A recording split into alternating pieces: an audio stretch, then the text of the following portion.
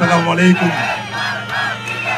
kaddu gi lii rek la du leneen la libération immédiate de Farba Ngom sans condition lii mooy kaddu gi ku wax leneen lu dul kaddu gi waxoo dëgg tey l'exigence c'est la libération de Farba Ngom. Pourquoi nous devons libérer Farba Ngom? C'est parce que Farba Ngom deful dara au-delà de sa maladie Farba Ngom deful dara li ci am mooy nous exigeons la libération immédiate de Farba Ngom. Maintenant remercier la jeunesse parce que ndaw ñi ñooy demander la libération de Farba Ngom. La jeunesse sénégalaise réclame la libération de Farba Ngom. La jeunesse de Corrèze réclame la libération de Farba Ngom. Moo tax nous devons nous lever nous tous comme un seul homme pour dire à ces gens-là d'arrêter et de libérer immédiatement Farba Ngom. Farba Ngom nag tey la door Ourossogui la tàmbalee ñëw Ndakaaru dañuy continuer pour exiger la libération de ces prisonniers politiques en commençant par Farba Ngom. ñun nag suñu bakkan bii la ñu teg pour la libération de Farba Ngom suñu bakkan bii la ñu teg pour la libération de ces détenus politiques. Et nous disons à Ousmane Sonko, nous disons à Bassirou Diomaye Faye que leur responsabilité est engagée face à Farba Ngom. Merci à tout le monde. La libération de Farba Ngom est une exigence. Jërëjëf.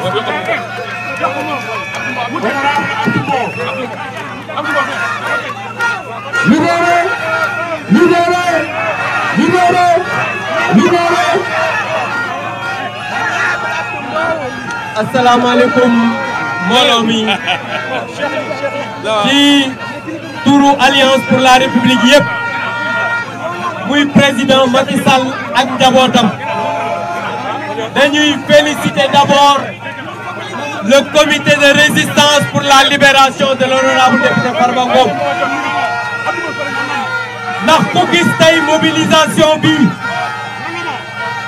xam ne Farba Ngom comme ni ñu ko waxee léegi Farba Ngom du dara lu dul un otage politique de Ousmane Sonko te gis nga nit nag bu ko politique dugalee kaso leneen du ko génnee lu dul politique te Ousmane Sonko moo dem à Agnam wax ses militants ne moom Farba bii mooy dernière élection bu muy bokk ñu jóge foofu ñu jàpp Farba tëj ci kaso bi donc tey jii kenn jàppul Farba ku dul Ousmane Sonko il a maintenant nag son ministre de l'intérieur il a son ministre de la justice mais ñu leen di xamal ne Farba Ngom lépp loo xam ne def nañ ko pour dugal ko ci kaso bi dinañ def lu ko raw pour génnee ko ci kaso bi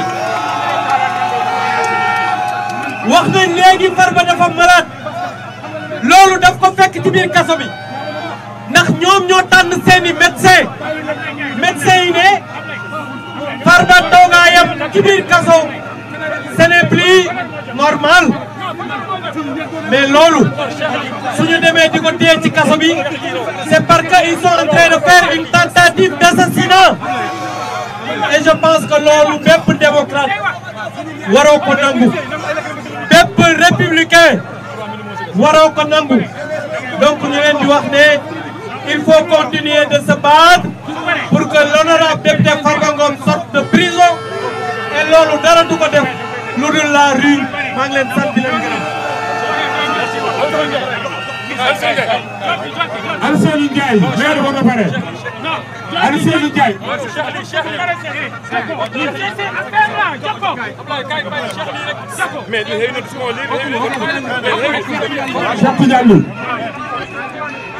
Peuple debout, peuple libre, peuple du fleuve colore, madame, peuple de la foi, peuple du droit.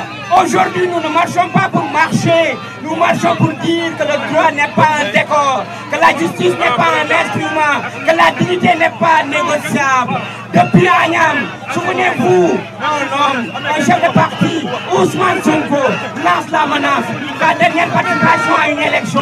Et quelques mois plus tard, la magie s'emballe, la justice s'incline et la politique s'invite dans les tribunaux. Mais attention, nous citoyens, nous avons lu le dossier, nous avons entendu les avocats, Maître Doudou Ndoye, Maître Si, Madame Kane, Maître Diagne, ils ont parlé d'une levée immunité parlementaire illégale, d'un procès politique masqué en affaires judiciaires, d'un acharnement contraire à l'article 9 de la Constitution, et au principe universel des présomptions d'innocence. Et pendant ce temps, temps, le corps de Farba affaibli, mais son âme reste debout. Les comptes d'expertise médicale sont clairs. Dr Ousmane Dieye, professeur Papa Saliou Mbaye, professeur Saline Magueye ont signé noir sur blanc.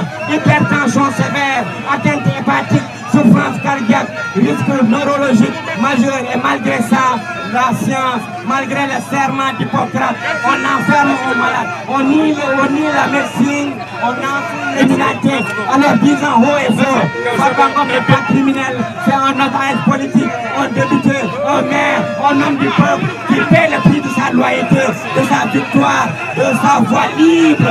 Mais le peuple veille, le peuple voit, le peuple sent, et quand le peuple comprend, la peur change de camp. Nous sommes des citoyens actifs pour la justice de Podor. Nous sommes la mémoire de la vérité. Nous réclamons la libération immédiate de l'honorable député Farba Ngom, la libération de tous les détenus politiques, car un pays qui enferme ses justes tombe malade et font l'injustice, car un peuple qui se tait devient complice de la torture. Liberté pour Farba Ngom, liberté pour tous les détenus politiques. Vive la justice, vive le Sénégal libre.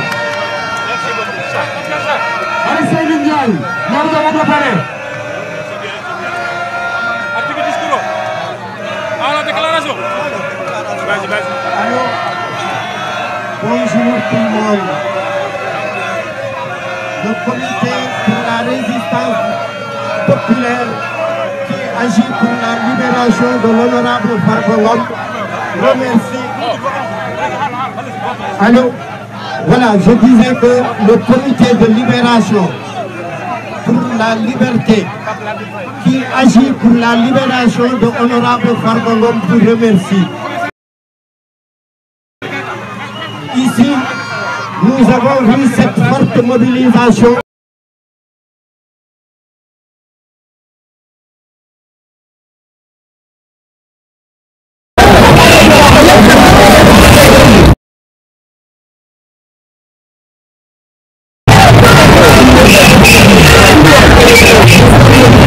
Préparer cette marche. Cette marche a eu lieu après avoir été soutenue par la diaspora, les dignitaires des commerçants sénégalais. Le comité avait fait une marche à Ourossogui qui avait réussi. Donc ici, nous demandons à ce que la liberté de Farba soit effective avec sa maladie. Le comité est prêt à faire des marches au niveau de tous les départements de Dakar, voire même toutes les régions du Sénégal. Nous sommes pacifiques. 9 mois que Farba est en prison. Nous n'avons ni cassé, ni brûlé. Parce que Farba est du Fouta. Farba étant du Fouta ne peut pas être violent. Farba même ne cautionne pas ses marches. C'est le comité directeur, le comité de libération de Farba qui agit. Nous remercions aujourd'hui tous les députés qui sont venus, tous les dignitaires, ceux qui luttent pour la libération, ceux qui luttent pour la constitution juste du Sénégal. Tout le monde est là, nous remercions tout le monde. Vive le Sénégal. Merci beaucoup, merci la sécurité, la police, mais merci le préfet du département de Dakar, merci tout le commandement territorial. asalaamaaleykum mbokk yi ñu ngi sant yàlla bu baax man la Papa Latir Faye waaw man la Papa Latir Faye ñëw fi tey ngir taxaw kii di député Farba Ngom di ñaan yàlla nag ngir ñu féexal ko parce que démocratie dafa àndul ak ay nit ñu leen di xañ seen ak ak seen yàlla li leen fi andi comme je dis am na ñu bëgg a woote leneen mais suñu gaz yi ñoo ko bokk li ñu war a jëlee mooy bàyyi Farba bàyyi